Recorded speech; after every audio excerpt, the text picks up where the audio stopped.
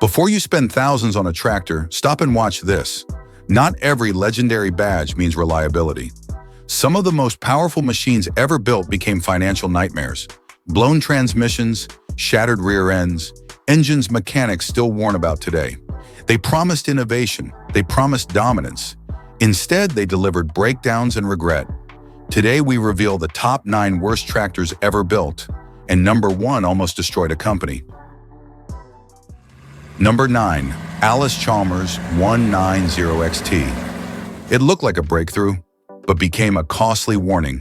The Allis-Chalmers 190XT was one of the first tractors to feature a turbocharged 6-cylinder diesel engine, 301 cubic inches / 4.9 liters. As standard equipment, it delivered around 93 to 94 PDO horsepower and 79 drawbar horsepower. Serious power for the mid-1960s. With an 8-forward, 2-reverse transmission, 4-speed paired with a 2-range power director, an open-center hydraulic system rated at 2,000 pounds per square inch and 12 gallons per minute, and an operating weight of about 7,945 pounds, 3,603 kilograms, it looked like a fuel-efficient, turbocharged beast built ahead of its time. But that power was also its downfall. The 190XT earned a reputation as one of Allis-Chalmers' worst tractors, largely because the drivetrain couldn't reliably handle the engine's output. The platform was derived from smaller models like the D19, yet the turbocharged engine could be tuned close to 120 horsepower. Early Series 1 and 2 machines often suffered from rear end and transmission failures under heavy load. The most infamous issue? Jumping out of third gear during hard pulling or braking, an alarming problem in the middle of fieldwork. The PTO system also wasn't truly independent. Pressing the clutch pedal stopped PTO operation, limiting efficiency with continuous drive implements. Some operators even reported inconsistent hydraulic steering response at higher road speeds. Only with the improved Series 3 did durability significantly improve. But by then, the 190XT had already secured its place as a powerful machine that taught farmers a hard lesson. More horsepower doesn't always mean better reliability. Number 8. Case 1070 Agri King. At first glance, the Case 1070 looked unstoppable. Built between 1970 and 1978, it carried the massive JI Case D 4.5 16-cylinder diesel, displacing 451 cubic inches, 7.4 liters. Output was rated at around 107 to 108 PTO horsepower and roughly 90 drawbar horsepower, serious muscle for its era. Base operating weight came in at about 9,710 pounds, 4,404 kilograms, easily exceeding 12,000 pounds with ballast. It featured either an 8-speed non-synchronized manual, 8F/2R, or the more advanced 12-speed power shift, 12F/4R, plus a hydraulic system delivering approximately 16 to 22 gallons per minute. A 50-gallon, 189 liters fuel tank meant long days in the field without refueling. On paper, it was a modern Agri King powerhouse, but beneath that strength were costly weaknesses. The biggest red flag? The power shift transmission. Over time, adhesive bonding on the clutch disc could deteriorate, leading to internal failure and extremely expensive repairs. For farmers who relied on smooth on-the-go shifting, this became a financial nightmare. Even more alarming was the hydraulic-assisted braking system. If the engine stalled unexpectedly, brake assist could nearly disappear, creating a dangerous situation on hills or while hauling loads. Manual transmission versions weren't immune either, often suffering from worn bushings that caused gear jumping or sticking. Add in a relatively tight cab door entry and a larger turning radius compared to competitors, and the 1070's reputation became complicated. Yes, the 451 engine was rugged, but when transmission costs and safety concerns enter the equation, the Case 1070 becomes a powerful reminder. Raw horsepower doesn't guarantee peace of mind. Number 7. Oliver 1250. It wore the famous Oliver badge, but underneath it wasn't truly American. The Oliver 1250 was built by Fiat in Italy and imported to North America between 1965 and 1969. On paper, it looked like a practical small utility tractor. It featured a Fiat four-cylinder, liquid-cooled diesel, displacing 137.9 cubic inches, 2.3 liters, and producing around 38.5 PTO horsepower. It came with a 6-forward, 2-reverse transmission, a 24-volt electrical starting system, weighed about 3,280 pounds, 1,487 kilograms, and carried a modest 13-gallon, 49 liters fuel tank. But the numbers didn't tell the full story. Almost immediately, owners began facing serious reliability concerns. The most notorious issue? Blown head gaskets, reportedly happening far too often under normal farm workloads. The European-designed engines struggled with the heavier demands of American agriculture. Then came the costly surprises. The unusual 24-volt electrical system made parts expensive and difficult to source. Replacement starters alone were notoriously overpriced. The 9-inch automotive-style clutch was another weak point, prone to slipping under load, so much so that the later 1250A upgrade required a larger 10-inch clutch to correct the flaw. Hydraulics were considered underpowered for heavier implements, and persistent oil and fluid leaks frustrated many operators. Worse still, because it was essentially Oliver in name only, certain internal engine and drivetrain parts became extremely difficult to find over time. The Oliver 1250 wasn't just misunderstood, it was mismatched. And for many farmers, it became a lesson that branding alone doesn't guarantee durability in the field. Number 6. Massey Ferguson 1805. On paper, the Massey Ferguson 1805 looked like a heavyweight champion.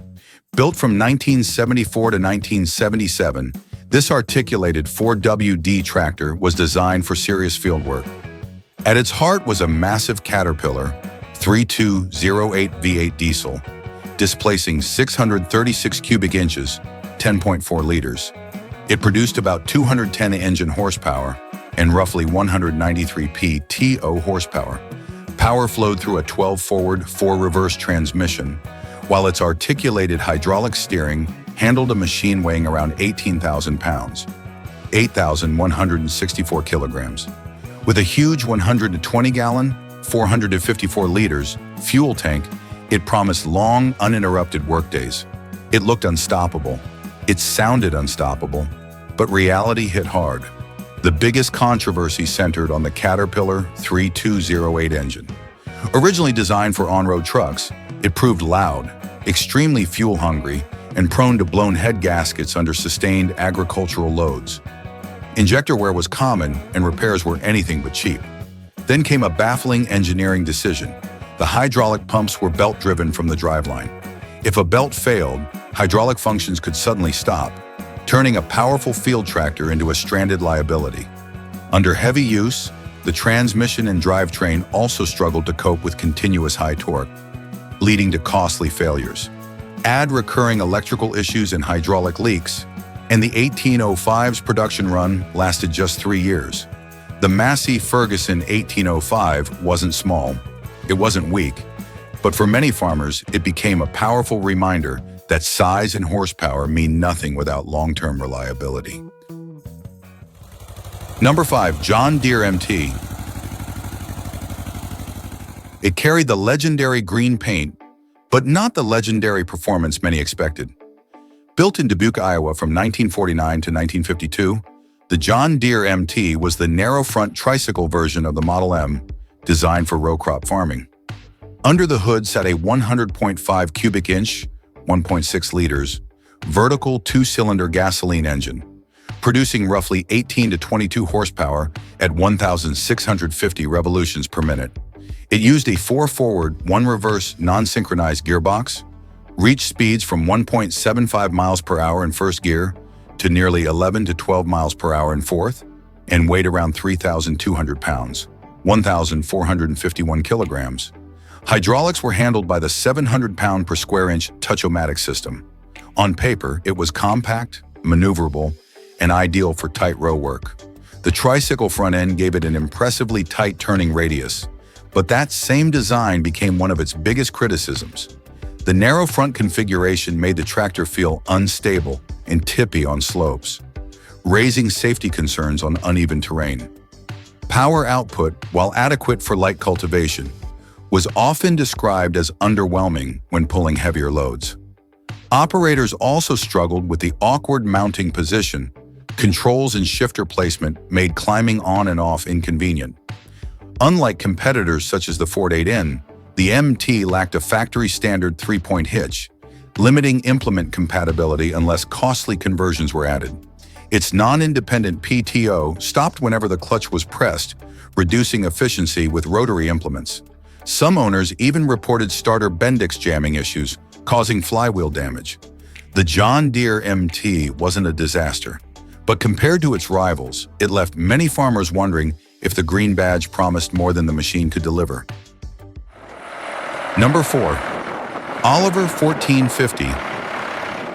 It looked like a solid, mid-size workhorse, but for many owners, it became a mechanical gamble. Built from 1967 to 1969, the Oliver 1450 was actually a Fiat-built tractor, based on the Fiat 615, imported and rebranded for North America. Under the hood sat a 4-cylinder, liquid-cooled Fiat diesel, displacing 268.3 cubic inches, 4.4 liters, and producing about 55 PTO horsepower. It weighed roughly 6,000 pounds, 2,721 kilograms, and featured a 7-forward, 2-reverse transmission with an optional 2-speed ampli-couple that expanded it to 14F/4R. Hydraulic lift capacity was impressive for its class, around 4,400 pounds, 1,995 kilograms, and many units came equipped with power steering. On paper, it checked the right boxes: power, weight, lifting strength. But then the problems began. The most infamous issue? Chronic head gasket failures, often leading to coolant leaks along the engine block. And repairs carried terrifying risks. The cylinder head studs were known to snap during removal. Worse still, attempts to drill them out could easily damage the thin water jacket, effectively destroying the engine block.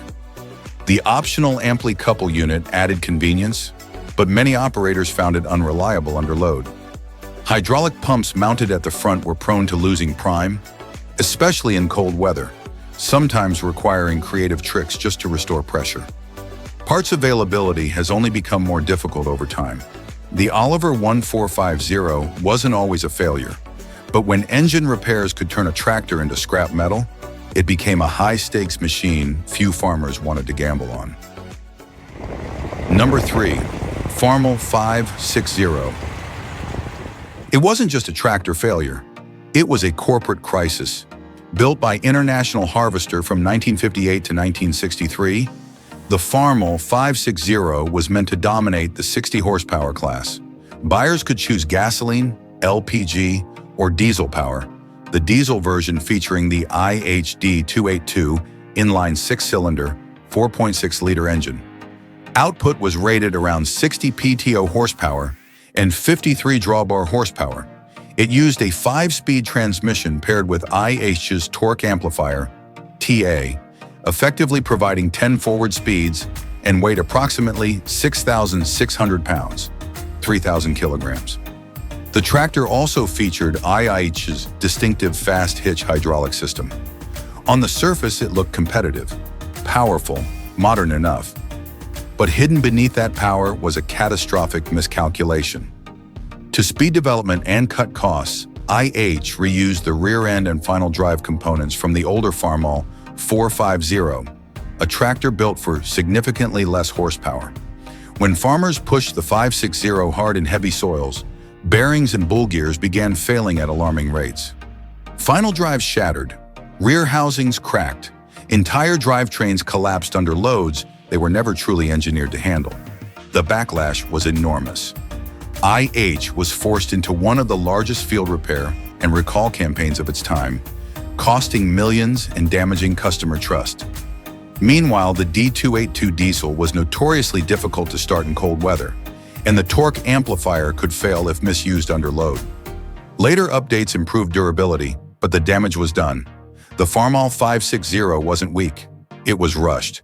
And in the machinery world, rushing power to market can cost more than just money. It can cost reputation. Number 2, John Deere 2010. It wore the proud badge of John Deere's new generation of power. It promised modernization, innovation, a fresh start. Instead, the 2010 became one of the most criticized tractors Deere ever built. Produced from 1960 to 1965, the 2010 came with 3 4-cylinder liquid-cooled engine options, gasoline and LPG at 144.5 cubic inches, 2.4 liters, and a diesel at 165.1 cubic inches, 2.7 liters. Output was rated around 47 PTO horsepower and 39 drawbar horsepower.